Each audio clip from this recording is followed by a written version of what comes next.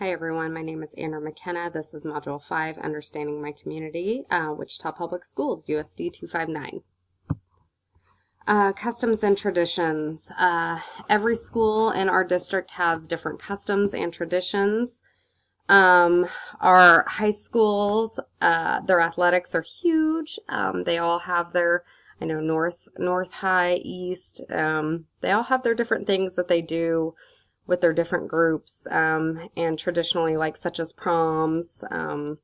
Just kind of depends on the school you're at and the traditions that they follow.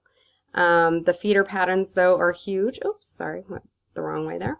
The feeder patterns are huge with playing roles in those traditions because, elementary schools that feed into middle schools that feed into a particular high school tend to follow those types of traditions.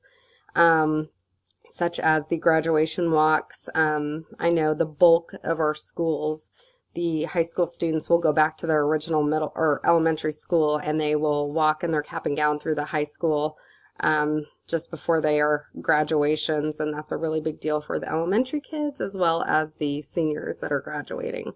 AVID, that's a big tradition and kind of custom that's taken over most of our schools. It's advancement via individual determination.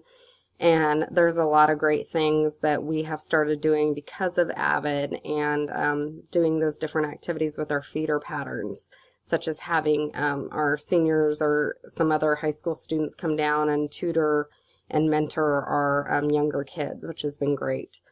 WSU plays a huge influence on our schools, and they've been amazing to work with. Population characteristics. We have over 50,000 students in 259. With 93 learning centers, we have a very richly diverse population. We have about 35% Hispanic, 33% Caucasian, 19% African American, 7% multiracial, 5% Asian, and 1% Native American. We have students of many abilities. We have over 7,000 students receiving special education services, as well as almost 700 students receiving gifted services. We do have a very high number of free and reduced students. 73.3% of our students are facing financial issues within their home. Communication channels. We follow pretty much the top 3 stations within our area. For Wichita, we have Cake News, KWCH, and KSN. So anything that needs to be announced will always go to those 3 channels, as well as the paper, which I don't think too many people honestly read, but we still do use that. But I think the biggest way of communication now is through social media, through Facebook, Twitter, and of course the radio. We do have 11.7% ELL student population and families, so we have to send out messages, whether it's print or other, in multiple languages.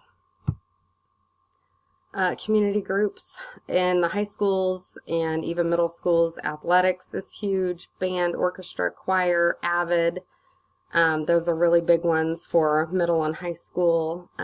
We have a lot of volunteer groups that come into the schools and do some wonderful things, such as Rotary Club, Big Brothers, Big Sisters. YMCA has played a huge role in our school with coaches coming out and mentoring students. Lions Club, Young Professionals. We have church groups that come out and do a Boys to Men program, which has been amazing. We've identified students that need adult male role models, and we have matched them with an adult, and they come up, they have lunch, they play games, they talk. It's been a good thing. Of course, the school board's a big group. We even have a club called Wagon Masters, which does a lot of fundraising for our schools. Faculty members and parents are also huge community groups that do a lot of good for us. Leadership, of course, in Wichita, we have our mayor, we have our city council, we have the school board and the superintendent, which are very, very important. We have the WSU influences that do influence a lot of what goes on with our schools, and administration, teachers, and parents. The characteristics of community leaders. pictured above, that is our new superintendent, Dr. Alicia Thompson, who's been amazing. She is a 259 graduate herself who started off as a teacher and has worked her way up. Her big push is growth mindset, not having a fixed mindset, and it's been a nice change throughout our district. And so she's really pushed that. Community seems to really have the well-being in mind and children's well-being in mind, and very approachable. I would say our leaders are extremely approachable, and that's been her number one. She wants to be transparent and she wants to be approachable. Our economic conditions, that said the median combined family household income for Wichita is $57,000. Didn't really indicate what size of family would be bringing that in, so I'm really not sure, but we do have a large population, like I said earlier, that are from poverty-stricken homes, and the schools, they need the funding from the state and government. Political structure. Obviously, we need the state funding. We have our school board, and it's a top-down model. So it goes school board, superintendent, assistant superintendents, principals, assistant principals, and teachers. And it just trickles on down. So we follow a top-down model in our district. Social tensions. We do have a east side versus west side. It's been a thing ever since I can remember, and I grew up just right outside of Wichita. One side of town doesn't really like the other side of town. I'm an east sider, I'm a west sider. So it really does depend on kind of where you're from and your neighborhood. There are school prejudice. You know, I know people going to one high school look down upon people going to another high school, and it's just something to keep in mind, or even elementary schools, or even middle schools. Oh, you go to that middle. I hear it even with my fourth graders. Oh, you're going to go to that middle school? You know, so there is prejudice.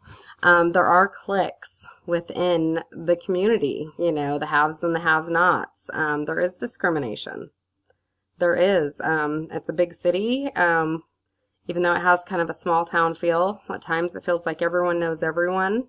But there is discrimination.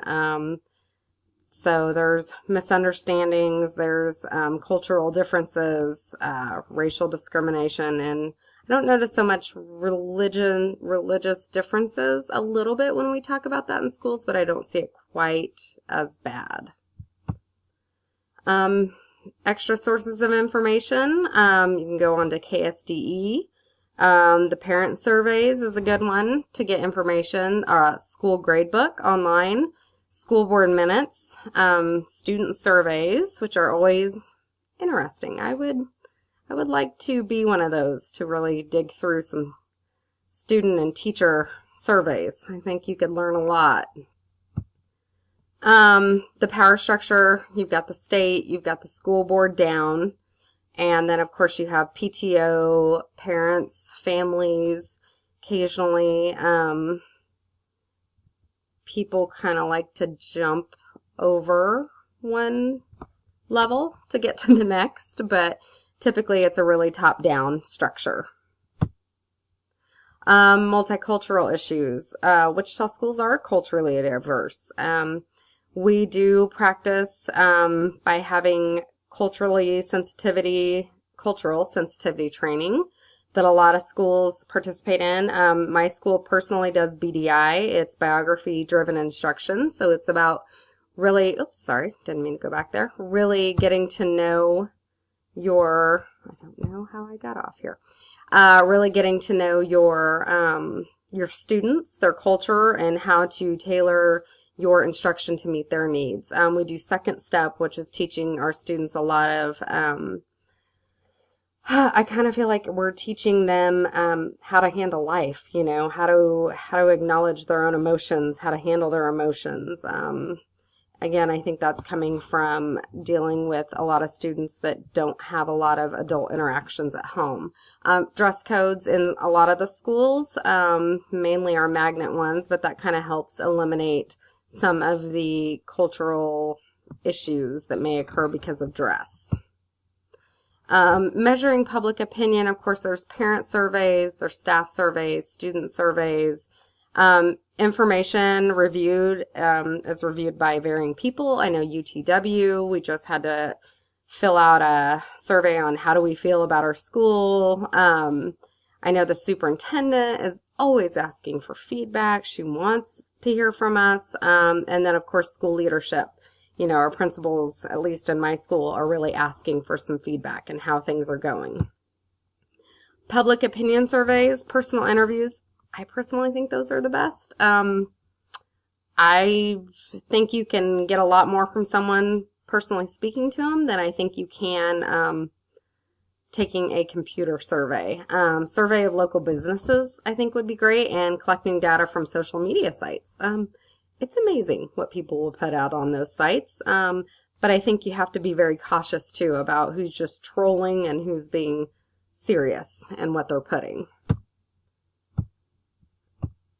So these are some different things that we could do to get more information about our community. I think overall, I think Wichita's a great school, and I enjoy working and getting to know even more about 259. Thanks for watching.